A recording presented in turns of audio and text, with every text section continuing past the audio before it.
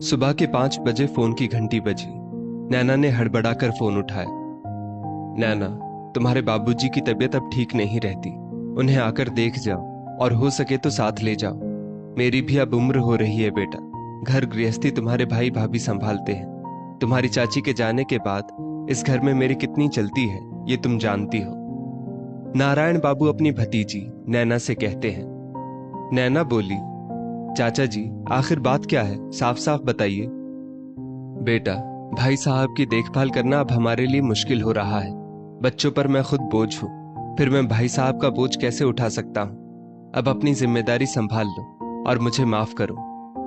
नैना बोली, क्या बात है चाचा जी, ऐसा क्या हो गया कि बाबूजी को आप वहां से ले जाने की बात कर रहे हैं। आप जानते तो हैं उनके प्राण उसी गांव में बसते हैं। माँ के जाने के बाद बाबूजी ने गांव में रहने का फैसला किया और खेती बाड़ी घर सब कुछ आप ही तो आज तक देखते आए हैं। मैं और राजीव भैया तो कुछ जानते भी नहीं हैं, इसीलिए कभी हमने दखलंदाजी भी नहीं की। फिर क्या बात हो गई। नैना के पिता नरेंद्र बाबू और चाचा नारायण बाबू दोनों भाई हैं। नरेंद्र बाबू नौकरी करते थे। दोनों बच्चों नैना और राजीव के विवाह के 2 साल बाद उनकी पत्नी का देहांत हो गया, तो वो बच्चों के पास ना रहकर अपने गांव के घर में रहने लगे। वहां काफी संपत्ति थी। अब पिता के खाने पीने का ख्याल चाचा और उनके परिवार वाले रखते थे, इसलिए नैना और राजीव कभी दखलंदाजी नहीं करते थे। खेती बाड़ी से जो भी आता नारायण बाबू के खाते में जाता। यहाँ तक कि नरेंद्र बाबू के कहने पर 6 महीने पहले ही नैना और राजीव ने अपने हिस्से की जमीन भी नारायण बाबू के नाम पर औने पौने दाम पर कर दी, ताकि पिता की देखभाल में उनके चाचा के पैसे ना खर्च हो। नैना के पति एक नामी गिरामी डॉक्टर थे और नैना का भाई राजीव एक मल्टीनेशनल कंपनी में नौकरी करता था। उसकी पत्नी रेनू एक उच्च वर्गीय परिवार से आई थी, जो अपनी ही दुनिया में रहती थी। उसे ना तो किसी का हस्तक्षेप पसंद था और ना ही पारिवारिक पचड़ों में पड़ती थी। 1 घंटे बाद नैना ने राजीव को फोन किया और सारी घटना बताई। राजीव बोला, अभी तो बिल्कुल फुर्सत नहीं है।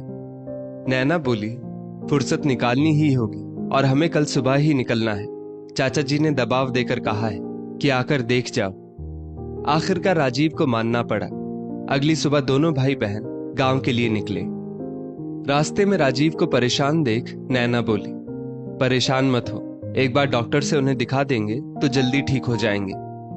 राजीव झल्ला कर बोला, सब कुछ तो ठीक चल रहा था, एकाएक क्या हो गया।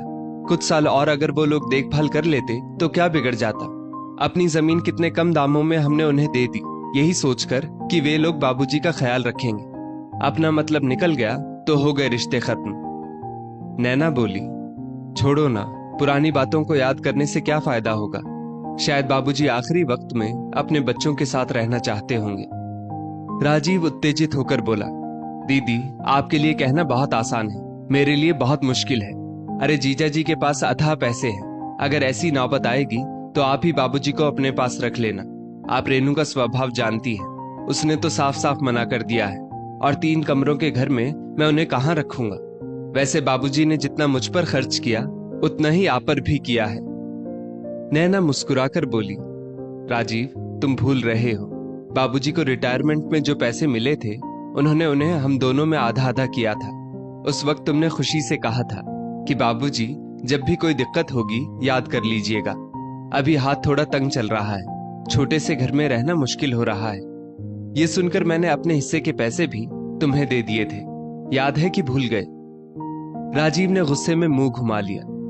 नैना बोली, अपनी जिम्मेदारी से तुम मुंह नहीं फेर सकते हो। मैं तो कम से कम साल में 1 बार गांव जाती भी थी, तुम तो कभी झांकने तक नहीं गए। तुम चिंता मत करो, ऐसी परिस्थिति आई तो मैं उन्हें अपने साथ रख लूंगी। नैना ने मन ही मन सोचा, पति इतने बड़े डॉक्टर हैं, दुनिया का इलाज करते हैं, क्या वृद्ध ससुर को आश्रय नहीं दे सकते हैं। सफर खत्म हुआ, वो गांव पहुंचे। नरेंद्र बाबू को देखकर नैना की आंखें भर आई। हट्टे कट्टे नरेंद्र बाबू सूख कर कांटा हो गए थे। वो पिता के गले लगकर बोली, बाबूजी 6 महीने में ऐसा क्या हो गया कि आपकी हालत इतनी दयनीय हो गई। पहले फोन करवा देते, मैं चली आती। पिता थरथराती आवाज में बोले, बेटा तुम दोनों का अपना जीवन है, मैं किसी पर बोझ नहीं बनना चाहता। फिर बड़े शहर में परेशानियां भी कम नहीं होती। पर अब शायद मैं इन लोगों के लिए भी बोझ बन गया हूं। नैना ने पिता को आश्वासन दिया और अगली सुबह उन्हें लेकर वापस निकल गई। अगले दिन नैना अपने पति सागर से बोली, बाबूजी की तबीयत बहुत खराब थी, आप यहाँ थे नहीं, तो मैं गांव जाकर उन्हें यहाँ ले आई। सागर अचानक गुस्से में बोला, यहाँ ले आई? क्या मतलब है? तुमने मुझसे पूछना भी जरूरी नहीं समझा? इतना बड़ा घर मैंने खुद के लिए बनाया है, कोई वृद्धाश्रम नहीं खोला है, और तुम्हारे पिता की जिम्मेदारी तुम्हारे भाई पर है। जब पैसे लेने की बात आई थी तो कैसे नाटक करते हुए राजीव ने सारे पैसे ले लिए थे, और तुम भी तब दानवीर कर्ण बनकर अपने पैसे उसे दे आई थी। मैं पैसे अपने और अपने बच्चों के लिए कमाता हूँ, दान करने के लिए नहीं। सागर के इस रूप को देखकर नैना हैरान थी। जो इंसान अनजान की सेवा और इलाज करता है, उसके मन में और घर में अपने ससुर के लिए ही जगह नहीं थी। सागर जोर जोर से चिल्लाकर बोल रहा था। नैना हाथ जोड़कर बोली, जरा धीरे बोलिए, अगर बाबूजी ने सुन लिया तो वो जीते जी मर जाएंगे, आखिर उनका भी सम्मान है। सागर बोला, अगर सम्मान है तो बेटे के घर जाकर रहें, बेटी के घर क्यों चले आए? तुम कमाती नहीं हो, मेरी कमाई पर रहती हो, तो निर्णय लेने का अधिकार तुम्हारे पास नहीं है। इतना कहकर सागर वहां से उठकर चला गया। नैना को विश्वास नहीं हो रहा था कि जिस पति की वो इतनी इज्जत करती थी कि वो लोगों की सेवा करते हैं, आज वो क्षण भर में उसकी नजरों से गिर गई। उसे खुद पर गुस्सा आ रहा था कि आखिर उसने अपने भाई और पति पर इतना भरोसा किया ही क्यों? आखिर क्यों उसने अपने पैसे अपने भाई को दे दिए? बच्चे के जन्म के समय सागर ने कहा था कि तुम आराम से घर में रहो, अब तुम्हारी सब जिम्मेदारियां मैं पूरी करूंगा। गलती की थी नैना ने, जो पति की बात पर भरोसा कर लिया था। नैना पूरी रात इसी उधेड़ बुन में थी कि आखिर किससे मदद मांगे वो। उसके अकाउंट में पैसे तो थे, परंतु बिना पति की इजाजत के वो उन्हें खर्च नहीं कर सकती थी। एक बार उसने सोचा अपने भाई को बोले कि जो पैसे मैंने तुम्हें दिए थे मुझे वापस कर दो। यही सोचते सोचते नैना सोफे पर बैठी बैठी कब सो गई उसे पता भी नहीं चला। अगले दिन नौकरों के साथ मिलकर नैना ने सबके लिए नाश्ता बनाया। सागर नाश्ता करके नैना से बिना बात किए ही हॉस्पिटल चला गया। फिर भी नैना मुस्कुराते हुए अपने पिता के लिए सादा नाश्ता लेकर उनके कमरे में गई। वो देखकर हैरान हो गई कि नरेंद्र बाबू अपना सामान समेट रहे थे। नैना बोली, बाबूजी, आप सामान क्यों समेट रहे हैं? कल ही तो आप आए हैं। नरेंद्र बाबू मुस्कुराकर बोले, बेटा, मेरी वजह से अपनी गृहस्थी खराब मत करो। मैं कब तक हूं नहीं हूं कोई नहीं जानता। मैंने एक वृद्ध आश्रम में बात की है, वो लोग मुझे वहां रखने के लिए तैयार हैं। बस इतना करो कि मुझे वहां पहुंचा दो। मैं यहाँ के रास्ते भी नहीं जानता हूं। नैना अपने पिता के गले लग फूट फूट कर रोई और बोली, बाबूजी, हम लड़कियों को ही ये सब देखना क्यों पड़ता है? मैं आपसे नजरें भी नहीं मिला पाऊंगी। जब ऊपर जाऊंगी तो माँ को क्या जवाब दूंगी? आखिर में नैना करती भी क्या, उसने टैक्सी बुलाई और पिता को वहां तक छोड़कर आई। नरेंद्र बाबू नैना से बोले, परेशान मत होना बेटा, कई बार परिस्थितियां हमारे बस में नहीं होती है। यहाँ मेरे जैसे कितने ही लोग होंगे, मैं समय काट लूंगा। मेरी वजह से तुम्हारी आंखों में आंसू कभी नहीं आने चाहिए। इतना कहते हुए नरेंद्र बाबू चुपचाप लड़खड़ाते कदमों से किसी और का सहारा लेकर वृद्धाश्रम के अंदर जा रहे थे। नैना अंदर ही अंदर रो रही थी, मानो वो पिता को आखिरी बार देख रही हो। राजीव ने एक बार भी नैना को फोन करके नहीं पूछा कि बाबूजी कैसे हैं।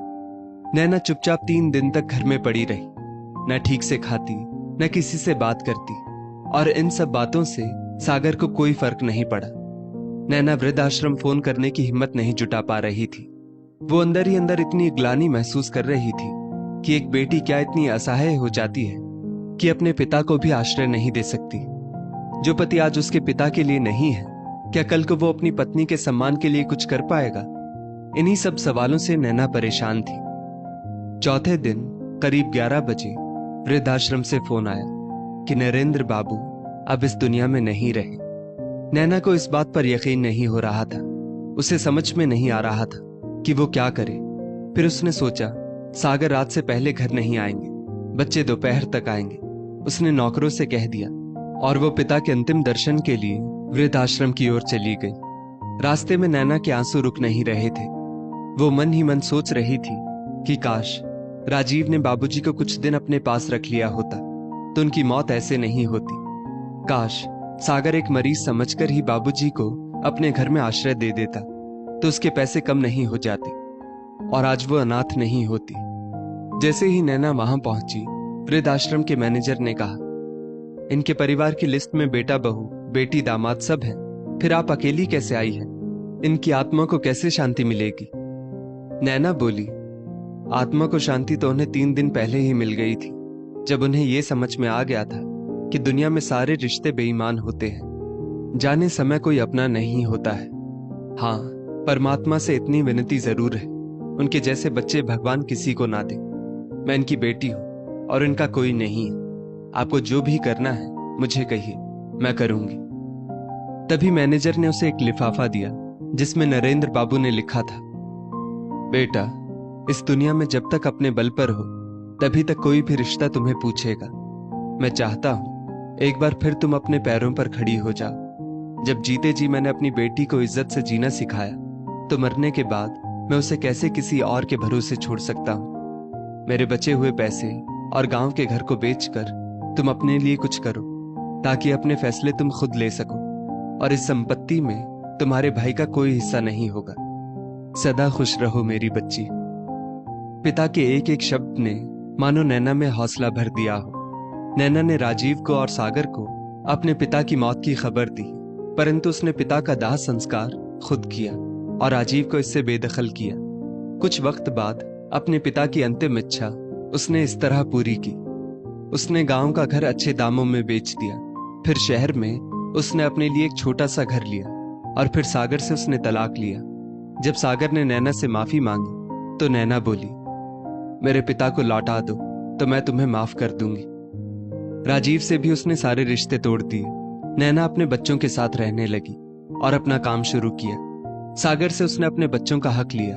अब वो एक आत्मनिर्भर नारी थी जिसे किसी के सहारे की जरूरत नहीं थी। दोस्तों, क्या विदाई के बाद बेटी अपने पिता के लिए कुछ नहीं कर सकती? एक लड़की शादी के बाद जहां ससुराल पक्ष की देखभाल कर सकती है, तो अपने पिता की देखभाल क्यों नहीं कर सकती?